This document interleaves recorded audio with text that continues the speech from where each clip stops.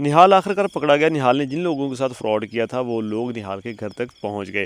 दोस्तों खुशनसीबी ड्रामे की जो आने वाली एपिसोड है बहुत ही ज़बरदस्त होने वाली है। उसमें हम देखेंगे कि जब निहाल जो है वो वलीमे की रस्म होती है तो वहाँ पे जो है काफ़ी बदतमीज़ियाँ करता है और यहाँ पे जो महीन है वो भी नोटिस करती है कि किस तरह से ये जो है हरकतें कर रहा है। और यहाँ पे वो नरमीन को भी चीट करने की कोशिश करता है, यानी कि नरमीन को जो है वो तंग करने की कोशिश करता है या उसके साथ जो है मतलब कि इस तरह की हरकतें करने की कोशिश करता है कि जिससे नरमीन जो है उसको गुस्सा आए और वो यहाँ पे कोई ना कोई पंगा खड़ा कर दे।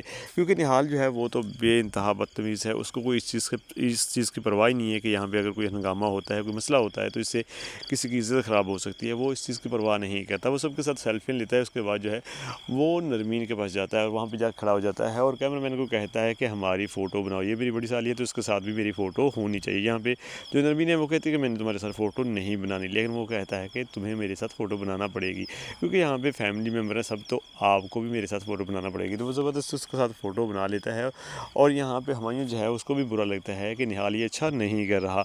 और इसके बाद दोस्तों हम देखते हैं कि जो कासमी साहब हैं वो जब जैसे वलीमा गुजर जाता है तो वो अपनी बेगम के साथ बात कर रहे होते हैं कि जो मेरा दोस्त है उसने ईमान के लिए भी एक रिश्ता ढूंढ लिया है और वो लड़का बहुत अच्छा है, बहुत नेक है, तो हम ईमान की भी शादी कर देते हैं। तो उसकी बीवी जो है वो कहती है कि इतनी जल्दी नहीं करनी, अभी तो हमने महीन का जो है वो वलीमा खाया है, अभी आपको ईमान की फ़िक्र भी पड़ गई है। असल में उसको इस चीज़ की परवाह नहीं है कि उसका रिश्ता क्यों ढूंढ रहे हैं या क्यों उसके रिश्ते की बात हुई है। असल में उसको इस चीज़ की परवाह है कि अब घर के खाने शाने या झाड़ू पोछा खुद ही करना पड़ेगा, तो इस वजह से वो कह रही है कि इतनी जल्दी आपको क्या है। और दूसरी जो ईमान है वो भी जब ये सुनती है तो उसको भी टेंशन होना शुरू हो जाती है क्योंकि वो तो अपने बॉस को पसंद करती है, जहाँ वो काम करती है वहीं पर उसको पसंद करती है, तो वो भी ये बात करने वाली होती है घर पे। और अब वो बहुत डिस्टर्ब हो जाती है क्योंकि उसका वालिद जो है वो काफ़ी टाइम बाद उसके साथ ठीक हुआ है और वो ईमान के साथ बहुत ज़्यादा मोहब्बत करने लगा है। तो अब ईमान जो है उसको परेशानी हो जाती है, वो अपने उस बॉस को मना कर देती है, उस लड़के को मना कर देती है कि तुम यहाँ पे ना आना, क्योंकि मेरे जो वालिद हैं अब उनको जो है उन्होंने जो है इस मौजू को छेड़ा हुआ है। फ़िलहाल जब तक ये मौजू जो है ठपता नहीं है, ये बंद नहीं होता, तब तक तुम ना आना। ऐसा ना हो कि यहाँ पे मसला खड़ा हो जाए और मेरे पापा जो हैं बहुत मुश्किल से वो मेरे साथ ठीक हुए हैं, ऐसा ना हो कि दोबारा से वो मुझ पर गुस्सा करें या मेरे साथ वो अच्छा बर्ताव ना करें, तो मैं ये बर्दाश्त नहीं कर पाऊँगी। तो उसका बॉस कहता है, यानी कि वो लड़का कहता है कि मैं तो आऊँगा और आकर बात करूँगा। यहाँ पे ईमान कहती है कि तुम नहीं आओगे, इस चीज़ पे भी उनकी बहस हो जाती है और दोनों आपस में नाराज़ हो जाते हैं। और दोस्तों दूसरी तरफ हम देखते हैं कि जिन लोगों के साथ निहाल ने फ्रॉड किया था वो लोग जो हैं आखिरकार वो सारी मालूमात लेते हैं। मालूमात लेने के बाद वो पहुंचते हैं उस शहर जहाँ पे निहाल रहता है। और दूसरे जो निहाल है वो महीन को लेके कहीं गया हुआ होता है घूमने के लिए और उसको नहीं पता कि पीछे वो आदमी पहुँचने वाले हैं उसके घर। निहाल जो है महीन को घुमाने ले कर तो जाता है, लेकिन उसकी नज़र जो है उसके ज़ेवरात पे है, उसके पैसों पे है, जो उसको पैसे मिले थे और वो ज़ेवरात जो है वो जल्द से जल्द बेचकर उन पैसों को भी हज़म करना चाहता है। और मोना आंटी से भी पैसे लेकर प्लॉट के वो भी वो हज़म करेगा, उसके साथ भी फ्रॉड करने वाला है। और मोना आंटी को इसका नहीं पता कि क्या होने वाला है। मोना आंटी जैसे प्लाट की बात करती है कि मेरा प्लॉट जो है जल्द से जल्द मुझे दे दो अब, तो वो कहता है कि आप थोड़ा सब्र करें और इसके साथ साथ आपको एडवांस भी जमा करवाना पड़ेगा। तो यहाँ पे मोना आंटी जो है वो कहती है कि कितना एडवांस मुझे देना पड़ेगा, तो वो कह देता है यहाँ पे आपको 15 लाख रुपए एडवांस देना पड़ेगा। मोना आंटी कहती है कि इतने पैसे मैं कहाँ से लेके आऊँ, वो कहता है कि इतने पैसे तो आपको लाने पड़ेंगे, प्लॉट आपको पता है कि ये करोड़ों की कीमत का है और आप सिर्फ 15 लाख देते हुए भी डर रही हो। अगर आपने नहीं लेना प्लॉट तो मैं किसी और को दे देता हूँ, मुझे तो यहाँ पे 50 लाख भी मिल रहे हैं, लेकिन मैं सिर्फ और सिर्फ क्योंकि आप मेरी सास हो तो इसलिए मैं आपको दे रहा हूँ और सिर्फ और सिर्फ 15 लाख रुपए मैं आपसे एडवांस ले रहा हूँ। उसके बाद बाकी पेमेंट जो है जैसे तैसे आप करके दे दीजिएगा, उसकी कोई जल्दी नहीं है, बाकी मैं खुद से ऐड करके जो है वो इस प्लॉट को आपके नाम करने की कोशिश करता हूँ। ये जिस तरह से आपकी ये जो पैसे मुकम्मल होंगे उसके बाद प्लॉट आपके नाम हो जाएगा। तो मोना आंटी जो है वो जो है कहती कि ठीक है, मैं सिराज साहब से बात करूँगी और उनसे 15 लाख रुपए निकलवा के तुम्हें दे दूँगी। और सिराज साहब जो है उनको इस चीज़ की खबर तक नहीं होती कि प्लॉट का सौदा वगैरह हो चुका है और ये भी नहीं पता होता कि प्लॉट जो है वो यहाँ जो है वो निहाल से लिया जा रहा है। तो यहाँ पे जो मोना आंटी है अब सोचती है कि अब मैं सिराज साहब को बताऊँ या ना बताऊँ, वो इस कश्मकश में होती है, उसे समझ नहीं आ रही थी कि वो क्या करे। आखिर वो उसको बता देती है, कहती है सिराज साहब मैंने प्लॉट जो है वो देख लिया है और जो प्लॉट मैंने देखा है वो मुझे निहाल ने दिखाया है और प्लॉट बहुत अच्छा है, आपको उस प्लॉट के अब पैसे देने हैं एडवांस 15 लाख रुपए। तो यहाँ पे जो सिराज साहब इनको गुस्सा आता है, वो कहता है कि तुमसे किसने कहा था कि तुमने निहाल से ही वो प्लॉट लेना है। हमें निहाल से कोई प्लॉट नहीं लेना, हम किसी और बंदे से ले लेंगे। निहाल पे मैं यकीन नहीं रखता, भरोसा नहीं करता। तो वो कहती है कि तुमने उसको बेटी तो दे दी है, भरोसा नहीं था तो तुमने बेटी भी ना दी, तो बेटी तो तुमने दे दी है। अगर भरोसा था तो बेटी दी है ना। अब बेटी अगर उसको दे दी है तो प्लॉट हम उससे ले लेंगे तो क्या हो सकता है, क्या होगा।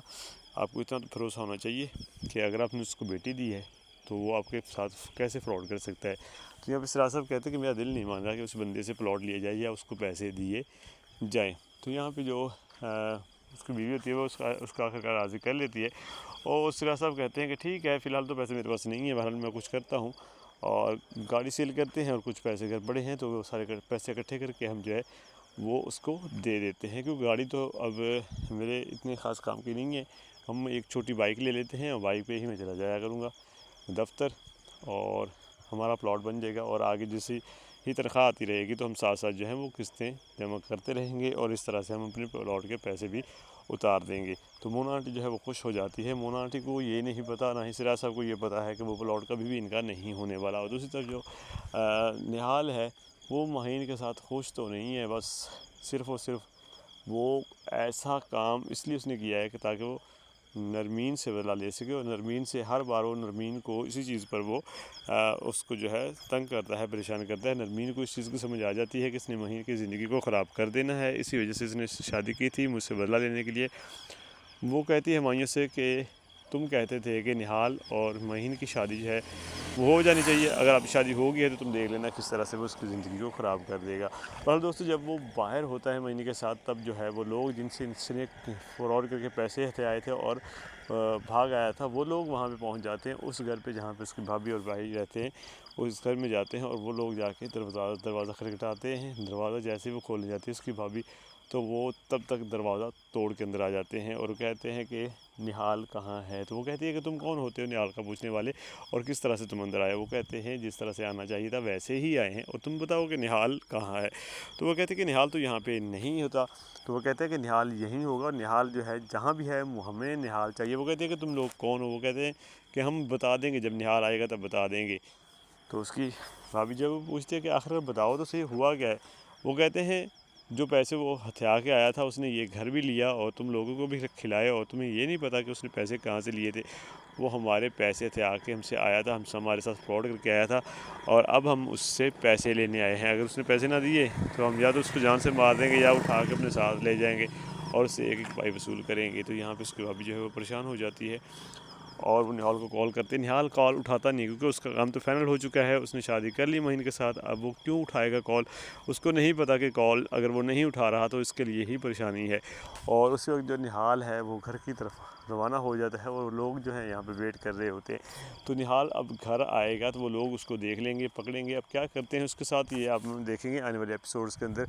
तो दोस्तों आने वाले जो एपिसोड है बहुत ज़बरदस्त है, और उससे नेक्स्ट जो आने वाली एपिसोड्स है ना, 2-3 बहुत ही कमाल की होने वाली है। और निहाल की सारी हकीकत जो है महीन के सामने भी आ जाएगी, और महीन जो है पछताएगी और वो नरमीन से भी माफ़ी मांगेगी, और वो मोना आंटी से भी कहेगी कि तुमने अच्छा नहीं किया। और सिराज साहब को भी मोना आंटी के बारे में पता चल जाएगा कि मोना जो है उसी ने ज़बरदस्ती शादी करवाई है प्लाट के चक्कर में।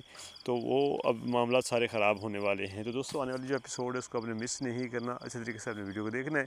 और अभी तक अगर आपने मेरी वीडियो को देखा है तो वीडियो को लाइक करके चैनल को सब्सक्राइब कर दें और नोटिफिकेशन बेल को ऑन कर दें, ताकि आने वाली वीडियो जो है आपको मिल सके। तो मिलते हैं इंशाल्लाह नेक्स्ट वीडियो के अंदर, तब तक के लिए अपना ख्याल रखिएगा। अल्लाह हाफिज़।